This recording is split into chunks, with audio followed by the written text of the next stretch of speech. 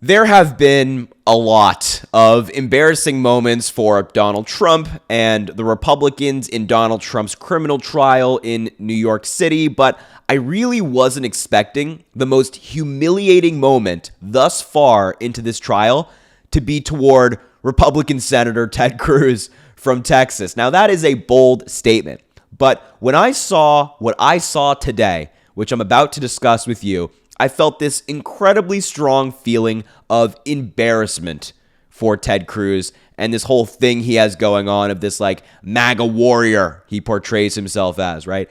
It's just, so bad. But to give you some context, essentially yesterday in Donald Trump's trial in New York City, David Pecker, the CEO of the parent company of the National Enquirer, which was the publication that caught and killed stories for Donald Trump's 2016 campaign. They published favorable stories about him, negative stories about his opponents, and he was testifying, and the prosecutors were asking him about some different articles that his paper, the National Enquirer, published surrounding 2016 about different candidates and different events. So here's some examples that they actually submitted into evidence. This was displayed in court yesterday. Here are some positive stories about Donald Trump. They called him the man behind the legend, or that he took on Manhattan and Hollywood, right? This is to boost his campaign. But of course, the National Enquirer also went after Donald Trump's opponents in the Republican primary in 2016. So here's some Marco Rubio headlines that they ran at the direction of Trump's operation. You know, Marco Rubio's love child stunner. Now, of course, this is all hyperbolic garbage. It's important to note that none of this is real.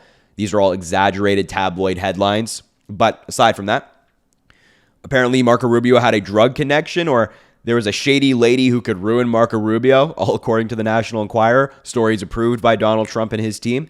But they also specifically went after Republican Senator Ted Cruz, who was giving Trump a hard time in the primary in 2016. Here are some headlines that were displayed in court yesterday as well. Apparently, Ted Cruz was shamed by an adult actress, or, Ted Cruz was fixing to lose, or Ted Cruz was caught being unfaithful to his wife, right? All of these, again, I want to emphasize, not true headlines, just garbage being ran by the National Enquirer. I don't like Ted Cruz, of course, nor Marco Rubio, nor any of these Republican senators, but important to note that this is not true. And we also learned during David Pecker's testimony that he published attacks toward Ted Cruz at the request of Michael Cohen, Donald Trump's fixer, who, of course, was working with the Trump campaign.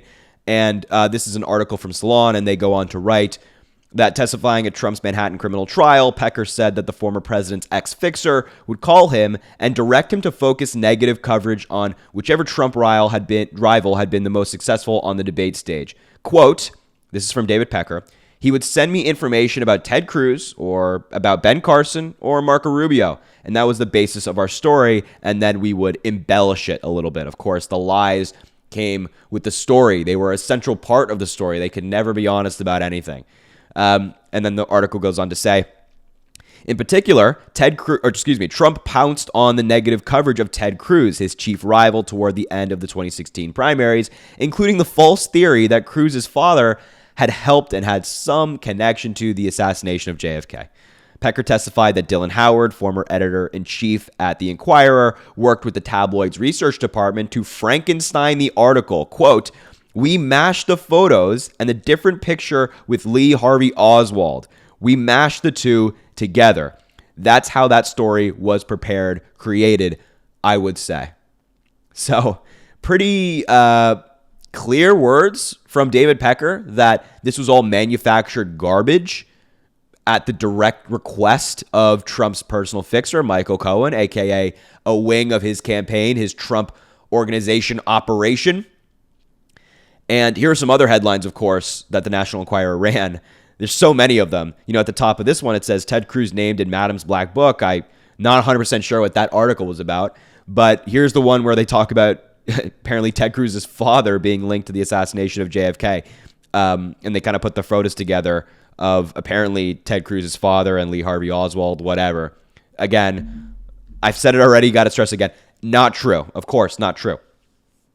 But this is the same Ted Cruz who went on to do stuff like this for Trump's 2016 campaign, making calls for his campaign, supporting him. He's also the same guy today who has endorsed Donald Trump for president in 2024. So is Marco Rubio, for that matter. Here's Marco Rubio on your screen defending Donald Trump's claim of presidential immunity, being Donald Trump's lapdog, as Ted Cruz has been, just defending all of the crazy stuff he claims in court and in public. How humiliating. How humiliating. All of this stuff. Donald Trump called Ted Cruz's wife unattractive. He linked his father to a conspiracy. He ran all of these fake stories about him at the request of Donald Trump. Trump did this stuff. And Ted Cruz is here endorsing him for president again, repeating his talking points, and so are all of the other people that Donald Trump published fake stories about with the help of the National Enquirer. How humiliating. How embarrassing. Have you no spine, Senator? Have you no spine? Imagine a man so cruel to you and your family, your past family as well, your father who's now passed away, and then you turn around and say, "Good job, sir. You know what? Should have seen that one coming. You're right." Oh my God. And not only is this just humiliating for Ted Cruz, the fact that Trump treated him this way and he's just still sitting on his lap, praising every word he says, but it's also just a great representation of MAGA, right? The entirety of Donald Trump's movement. Like, Trump could, again, sorry, I'm a little bit under the weather, the voices, you get the deal. But aside from that, Trump could say anything about anybody in the Republican Party, call them the worst name in the book. And for the overwhelming majority of these Republicans, they'll be mad about it for a day, and they'll turn around and say, "Good job. Great job." What about Lindsey Graham recently? Donald Trump was slamming him regarding reproductive rights, saying he's this or that, and that he was responsible for getting him elected, and that Lindsey Graham is trying to take the Republican Party down. And then, what do you know? Lindsey Graham is back on TV defending Donald Trump.